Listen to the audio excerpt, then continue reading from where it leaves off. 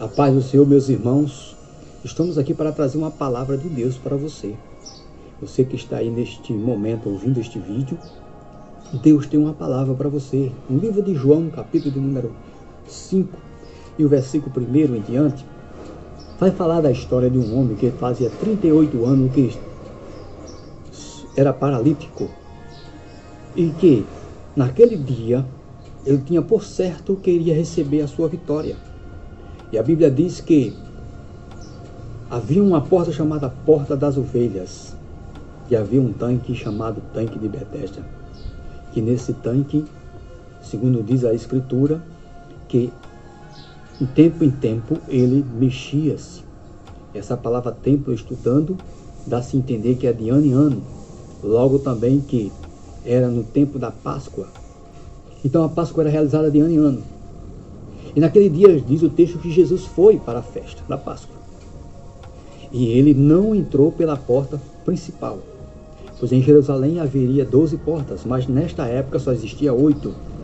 Das 12 portas que foram reconstruídas por Neemias, a qual também relata aqui no livro de Neemias, capítulo número 3, versículo 1, que Eliasibe, um sumo sacerdote, junto com os sacerdotes do seu irmão, eles reconstruíram esta porta, e o objetivo dela era para passar apenas as ovelhas, e ela ficava ao norte, né? Ela ficava ao lado norte, e dava para o fundo do templo.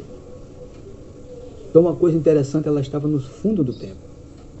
E antes de chegar ao templo havia um tanque chamado Tanque de Betesda. Esse tanque era rodeado de muros com alpendes por dentro, dividido em 2 tanques, próximo a um outro, colado, apenas com um muro dividindo eles. E haveria 5 pavilhões. E esses 5 pavilhões também se referia-se a 5 portas, que seriam 4 portas em cada lado e uma dentro que ultrapassava de um tanque para outro. Por isso haveria 5 portas.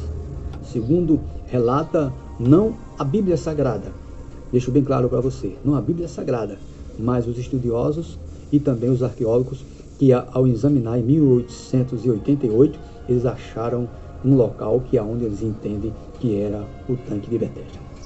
Certo? Então vamos lá, para você entender o mistério de Deus na sua vida. E através disso eu quero te dizer uma coisa: Deus irá te fazer surpresa. Então Jesus, ele não entra pela porta principal, ele a rodeia, ele vai por trás e entra pela porta dos fundos que dava para o templo. E esta porta também era preferência só para passar os animais, que seriam sacrificados em prol dos pecados das pessoas. E as pessoas, elas tinham que vir ao tanque e se lavar nesse tanque, é o objetivo desse tanque, se lavar, se purificar para depois apresentar a sua oferta a Deus, o seu sacrifício. E o que eu quero chegar neste momento é que Deus vai te fazer surpresa. A Bíblia diz que Jesus a rodeia e entra por esta porta e vem até o tanque. A Bíblia diz que havia multidão de cego, coxo e aleijado, e que Jesus, ao fazer um grande milagre naquele lugar, diz a Bíblia que Jesus saiu imediato porque tinha muitos naquele lugar. Então Jesus ali foi exclusivamente para curar aquele homem. Quando a gente estudamos a Bíblia, entendemos que Jesus, como homem, ele precisava do Espírito Santo. E o Espírito Santo, como Deus, sonda o coração do homem, sondou o coração deste homem, que no meio daquela multidão que estava ali, só tinha um que estava de coração contrito e quebrantado diante do Senhor. Porque a Bíblia diz que Deus não ouve o pecador, mas ouve aquele que tem um coração contrito diante de Deus. Então eu entendo pela palavra de Deus que aquele homem, ele foi na sexta-feira antes das 5 horas, pois ele no sábado não poderia carregar sua cama. E ele passou a noite ali, mas no meio daqueles que foram também, ele era um que estava de coração contrito diante de Deus.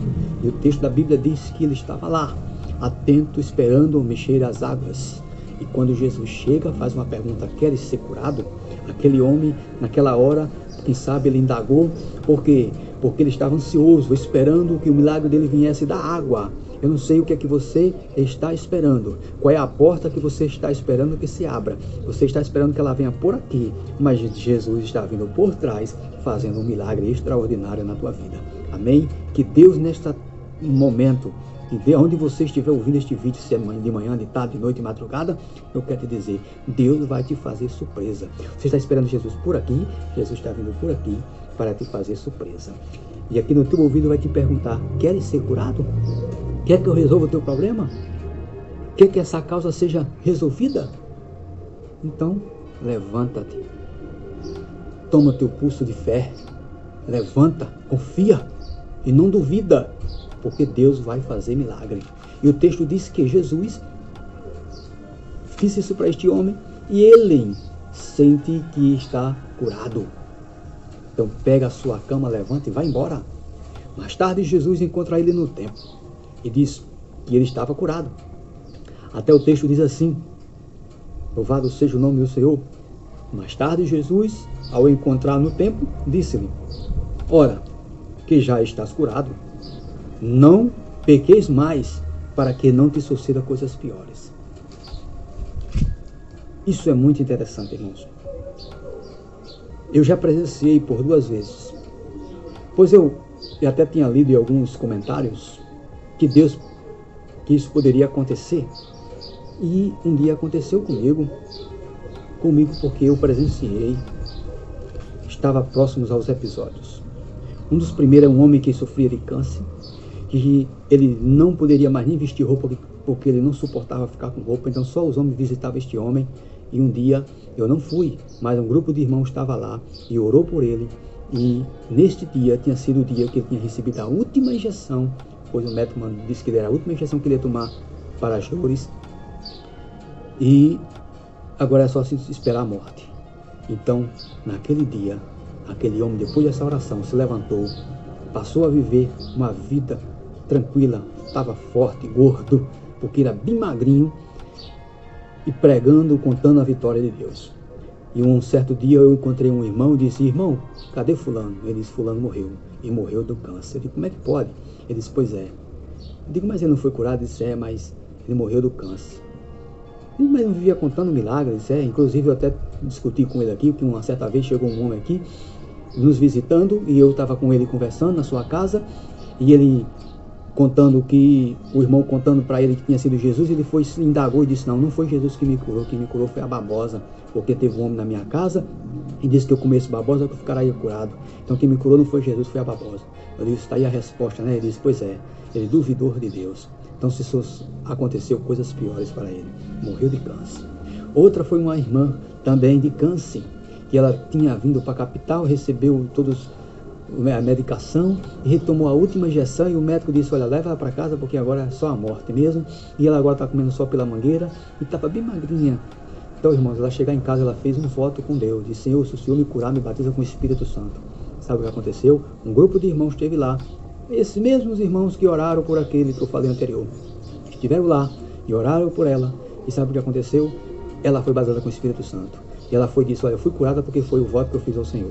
Passou-se meses, e essa irmã já estava trabalhando, até sendo zeladora da igreja, e um dia eu passei na sua casa, pois eu estava fazendo uma vigília junto com a mocidade, e convidei ela para ir, e quando eu chego lá, ela disse, irmãos, eu não posso ir, porque já faz 2 dias que eu não como, e a enfermidade voltou, e eu estou assim. Eu disse, minha irmã, como é que essa enfermidade voltou, se a senhora contou bênçãos aqui, que a senhora foi curada, a senhora não podia comer, agora está comendo? Ela disse, pois é, passou fulano de tal aqui, disse que isso era história, Jesus não tinha me curado, eu sei que daquele dia em diante eu passei a não ter mais condições de comer, estou aqui há 2 dias sem comer, e está pior, está cada vez pior. Eu disse, minha irmã, isso vai ser quebrado em nome de Jesus, pois eu já tinha acontecido o primeiro episódio, eu já estava por dentro de tudo.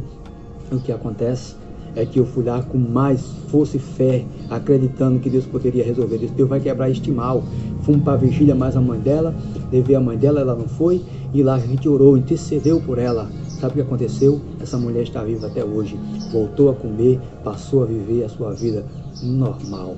Eu quero dizer para você, através desse texto, é que Deus vai te fazer surpresa. Você está esperando Jesus por aqui, Jesus está vindo por aqui, oh glória, vai te fazer surpresa, mas não duvida para que não te suceda coisas piores, porque às vezes tem problemas que são resolvidos aos poucos, não é no estralar de dedo, porque Deus respeita também a natureza. Então não duvida do que Deus está fazendo na tua vida. Olha pelos olhos da fé, porque você tem um coração contrito, e Deus do céu já tem observado isso, e está te mandando a vitória. Então receba em nome de Jesus, que Deus te abençoe. Amém.